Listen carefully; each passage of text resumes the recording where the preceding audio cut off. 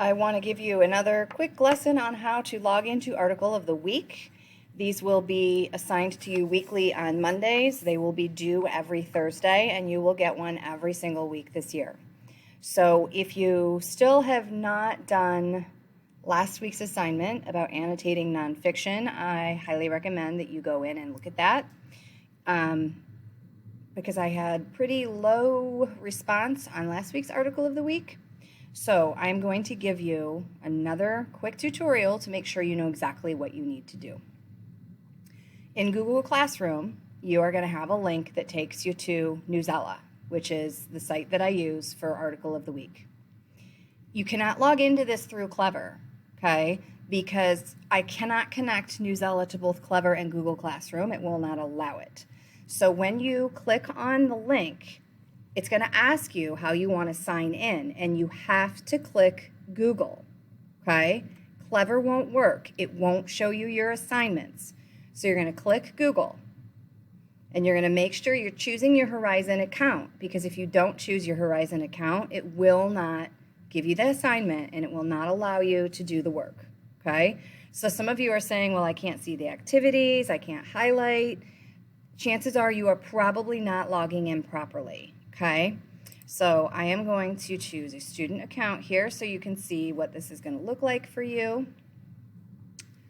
I don't know why that took to her settings, but when you see your assignments then, okay, your assignments are right here. So this was last week's assignment. This is this week's assignment. It is called California Governor Orders Gas Car Phase Out. Okay? So you're going to click on that assignment. It gives you instructions. It tells you it's for my class. So if you also have Miss Newton, you need to make sure you're choosing the correct article, because Miss Newton also uses this website. So this is my class. It's for English 1. Okay, I'm assigning it for the first week of October, and the instructions are here. The instructions will always be the same every week, okay? But I will always write them anyway. 1, highlight any text that surprises you in yellow and write a comment explaining why it surprises you. 2, highlight any text that makes you question or wonder in pink and write a comment that states your question or explains what it makes you wonder about. 3, highlight any text that confirms, challenges, or changes your beliefs in green and write a comment explaining why you agree, which is confirm, why you disagree, which is a challenge, or why it caused you to think differently. That's change. 4, when finished annotating, take the quiz and complete the writing prompt in the activities section. So you open up your article right here, okay? And I have to keep moving this little screen here because it's not showing my whole screen. Over here on the edge, there's an activities button. To see the quiz and to see the writing prompt, you have to open this, okay? So for those of you who are saying, I can't see the writing prompt, I can't see the quiz question, this might be another issue you're facing, is that you're not clicking your activities button. So you're going to open Write. Okay, you're going to make sure that you're choosing Todd's class. I am probably going to update this question. Okay, so don't worry about what the question is in the tutorial. But you're going to write your response, and you're going to write it using the RACES format that we are talking about this week in class. So it should be a full paragraph in length with plenty of supporting details and plenty of explanation by the time you're done. And then there is a quiz. It has 4 questions. I'm more concerned with the fact that you've done the quiz than I am concerned with how well you do on the quiz right now, okay?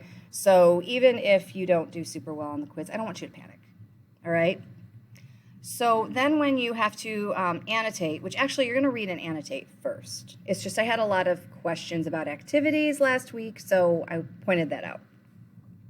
When you annotate, I repeat this again. Here is how you annotate. 1 is that you highlight the text just like you do any other computer, any other tablet, any other phone, okay, on the entire internet. You just highlight it.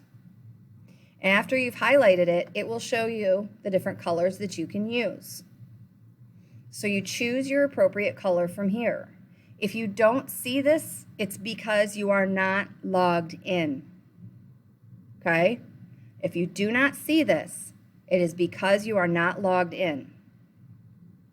So you choose the color, you type your response,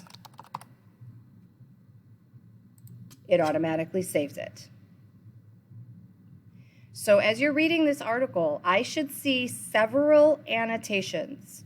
And if you still don't know what that means, I reiterate that you need to go back to the Monday, September 28th assignment that tells you about annotation. Okay? All right. Also, there's a take a quiz button at the bottom here. So that's another place you can do the quiz. All right? So, just so you get a little picture also of what I can see on my end, I am going to now change, and I'm going to sign in as me. I'm going to get out of the student account. And I want to show you what I see on my end, okay? So when I look here, I can see, and this actually gives specific student data, so I'm not going to scroll down too far to protect your anonymity. But this shows that on the first article of the week, 37 students looked at it. So out of my 63 students who were assigned this article, 37 of you opened it. It shows me how much time you spent on the article.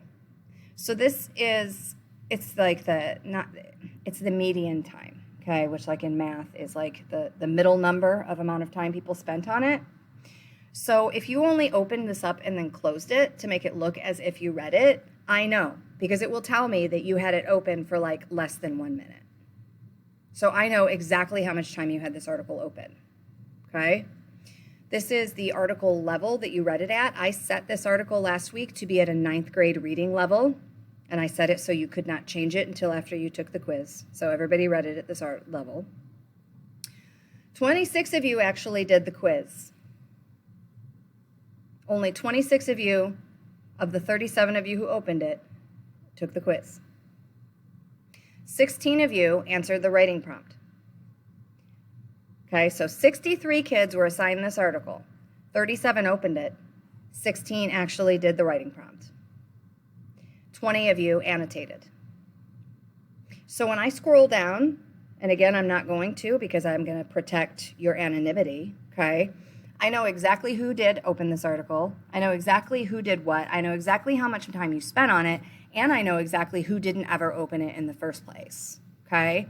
So I'm telling you this because I have all of this data at my disposal. So when I get questions from you, I am able to see whether or not you did the things, first of all, how much time you dedicated to doing the things, second of all. So like if I see that you've only had it open for 5 minutes, I know you couldn't have possibly read it and done all the annotations and really ingested the information because you didn't spend enough time on it, okay? So I'm going to go back to you and I'm going to say you need to just go spend more time on it. And you need to read the directions and watch this video, all right? I am happy to help you. I am always happy to help you, but you have to do the work first. You are young adults now. You are so much closer to adulting than you realize that it's scary, okay? You have to learn to be self-sufficient. That is one of the major things we need to teach you as teachers, okay? So you need to come in here and you need to do these things. And then if you're still having problems and you still have questions, then you contact me, you email me. You text me and you say, Miss Todd, I need a virtual conference. I need to talk to you on the phone. I need to email you a quick question. Here's my question. Please feel free to do all those things after you have followed the proper steps.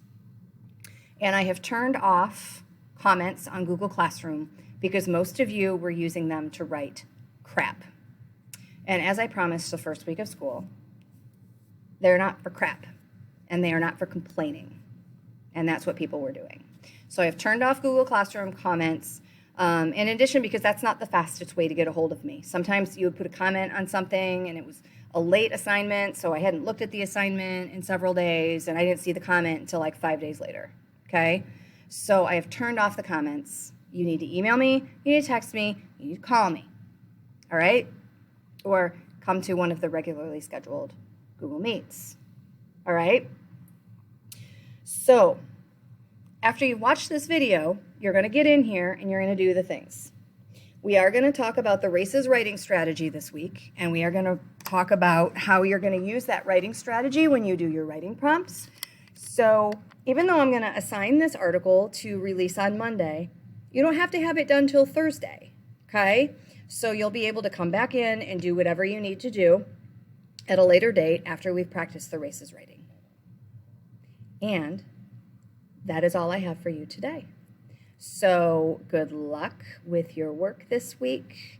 Reach out after you've done your due diligence if you still have questions. And I will say happy Monday. See you later.